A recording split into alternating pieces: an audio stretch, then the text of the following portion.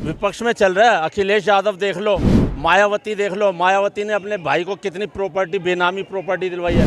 लालू प्रसाद यादव देख लो, जिसका लड़का 9वीं पास है और वो डिप्टी चीफ मिनिस्टर बना बैठा है। गांधी फैमिली में भी परिवारवाद चलता आ रहा है सुबह शुरू से है क्या।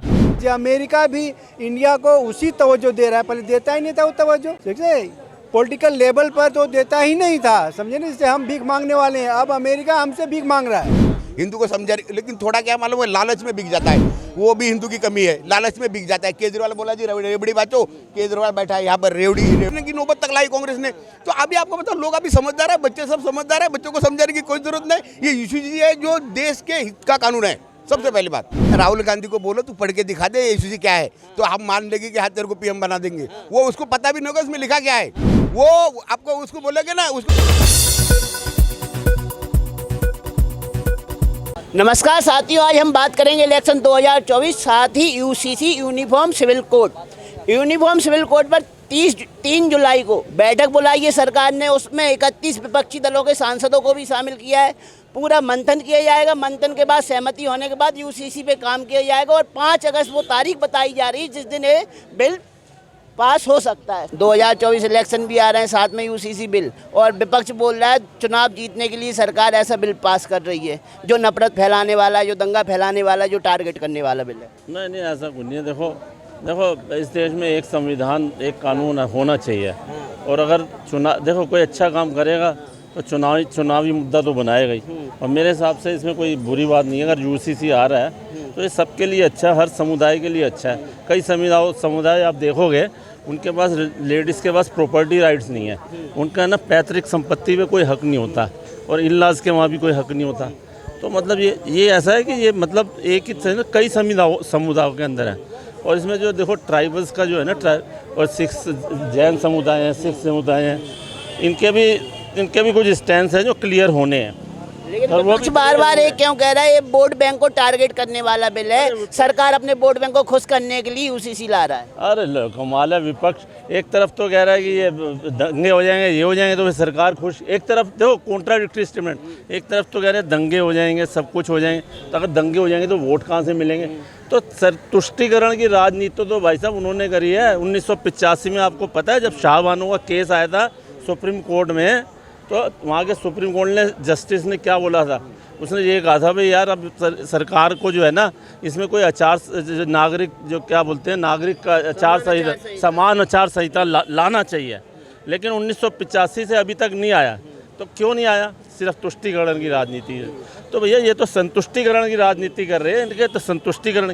तो एक संविधान, एक कानून। ओवैसी बोल रहे हैं कि भाई एक समुदाय विशेष को टारगेट करने वाला बिल है।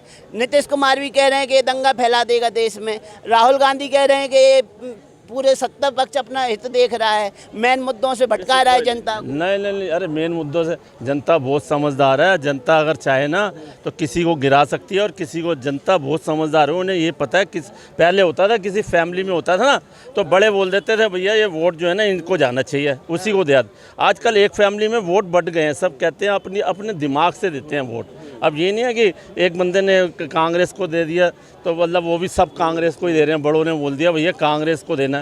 तो ऐसे होता था, अब ऐसा कुछ नहीं है। अब ये बताओ कि अगर ये कह रहे हैं भगता रहे हैं, तो 2-3 पार्टियां ऐसी भी हैं जो समर्थन भी कर रही हैं।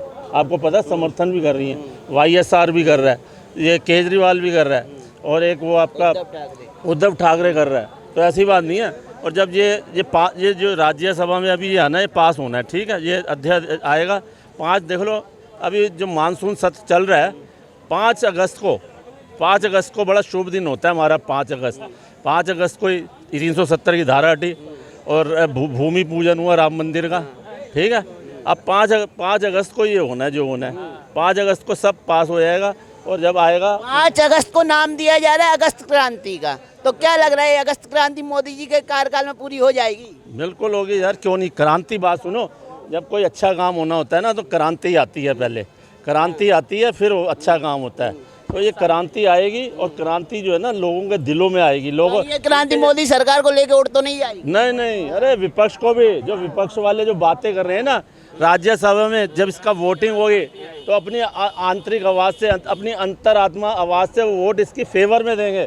विपक्ष वाले देंगे। अब आप क्या अकेले सब कहने से कुछ होगा नहीं, आप क्या बोलेंगे? इनने तो सहमति जता दी है यूसीसी पर, आप क्या बोलते हैं, सहमत है नहीं है?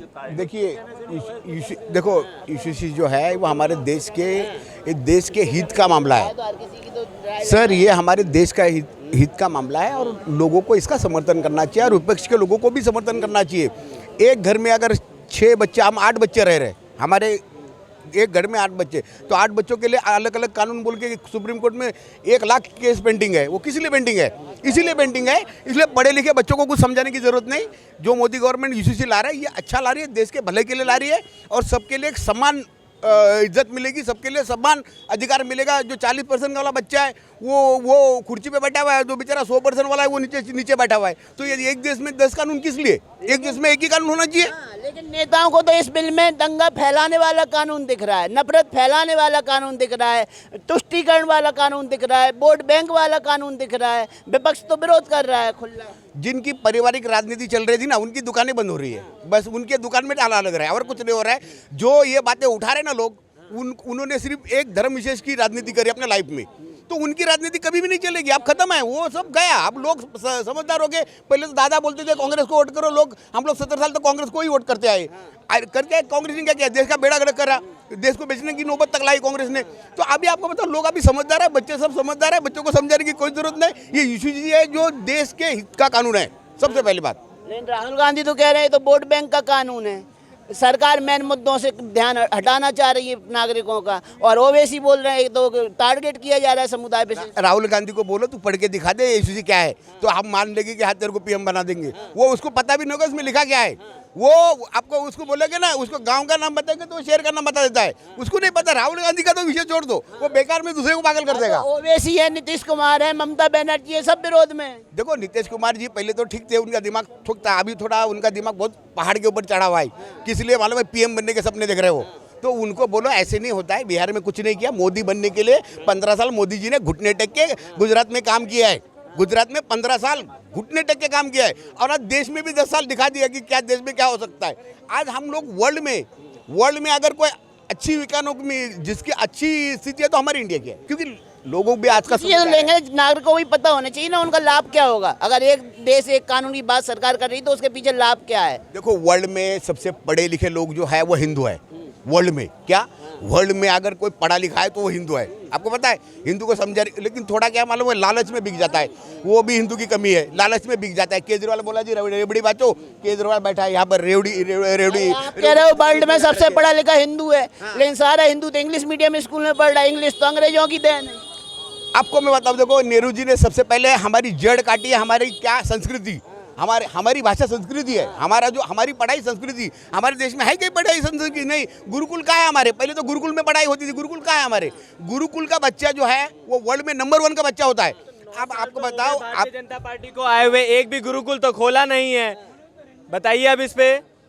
एक भी गुरुकुल तो नहीं खोला है। अभी बच्चे ने हमारे बहुत अच्छी बात बोली कि आप एक बात बताओ, 70 साल का कचरा कोई 9 साल में हट सकता है क्या? अंकल जी, 70 कचरा, कचरा मीन्स क्या? आपको बताओ कचरा मीन्स क्या?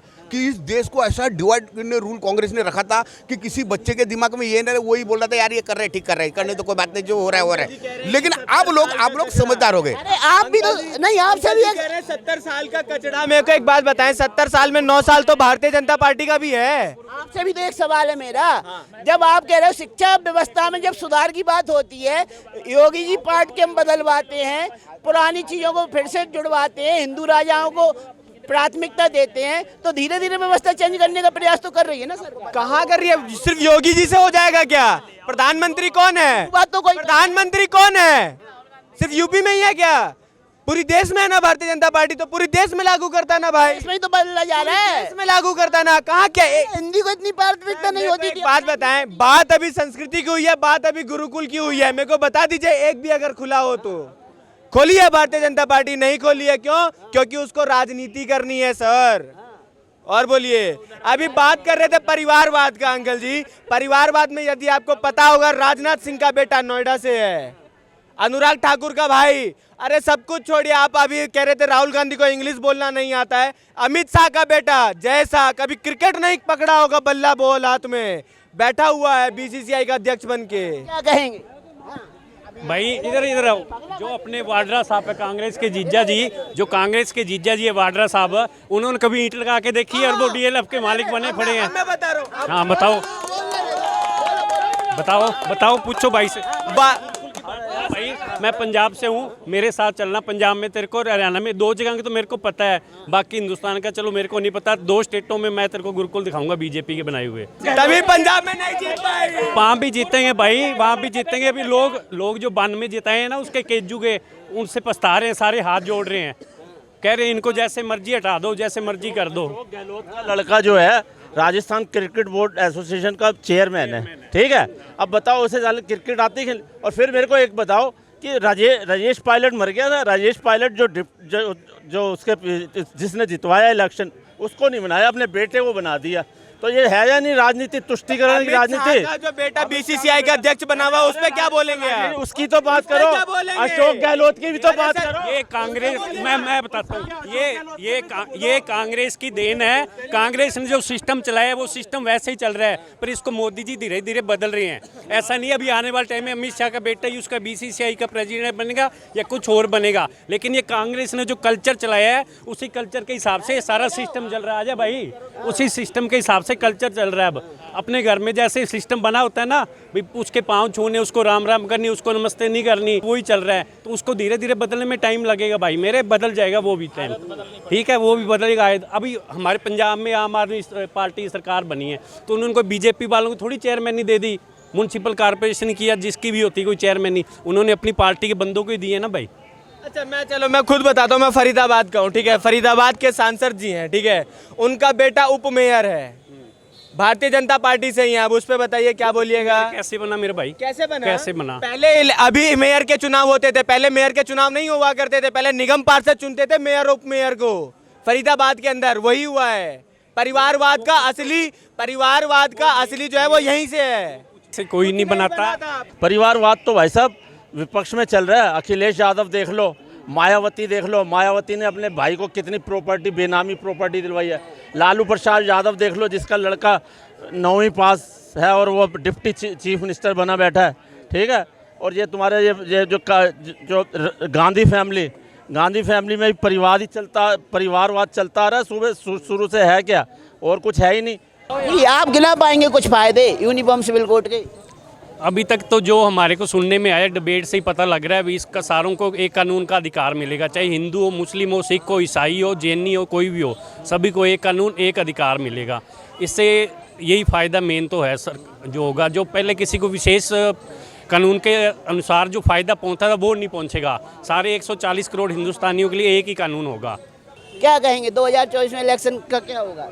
मोदी जी काम अच्छा कर रहे हैं, नहीं कर रहे? नहीं, मोदी जी अच्छा काम कर रहे हैं। मोदी जी बहुत अच्छा काम कर रहे हैं, और जो हम लोग सोचते हैं उससे भी ज़्यादा अच्छा काम कर रहे हैं। ऐसा क्या कर दिया मोदी जी ने जो आप कह रहे हो बहुत अच्छा और हमारी सोच से अच्छा कर? मैं एट प्रेजेंट बता रहा हूँ, जो अमेरिका का इंडिया का रिलेशन है, AI जिसको उन्होंने बोला है, इसी को आप देख लीजिए। एट प्रेजेंट में देख लीजिए, अमेरिका भी इंडिया को उसी तवज्जो दे रहा है, पहले देता ही नहीं था वो तवज्जो, ठीक है। पॉलिटिकल लेवल पर तो देता ही नहीं था, समझे ना। इससे हम भीख मांगने वाले हैं, अब अमेरिका हमसे भीख मांग रहा है, सुनिए। सबसे अचीवमेंट यही है जो मोदी जी दे रहे हैं ना, वो पब्लिक को समझना चाहिए। लेकिन विपक्ष तो नहीं समझ रहा है, आप जैसी पब्लिक तो समझ रही है, विपक्ष को तो कुछ दिखाई नहीं दे रहा। बोलो, विपक्ष तो कह रहे हैं नफरत फैला रहे हैं, तुष्टीकरण कर रहे हैं, समुदाय विशेष को टारगेट कर रहे हैं। विपक्ष ने अपनी रोटियां सेक रहा है, उनकी ना धरातल जमीन से जा रही है, सुनिए। वो ED का शिकंजा कसा है, CBI के घोटाले पर घोटाले किए हैं, तो इसीलिए वो डर रहा है कि और कुछ ना हमारे विपक्ष में हमें जाए। तो क्या लगता है 2024 में कौन आएगा? मोदी जी आएंगे, डेफिनेटली मोदी जी आएंगे, आना भी चाहिए। हाँ, देश के फायदे के लिए मोदी जी को आना चाहिए। चलिए, धन्यवाद।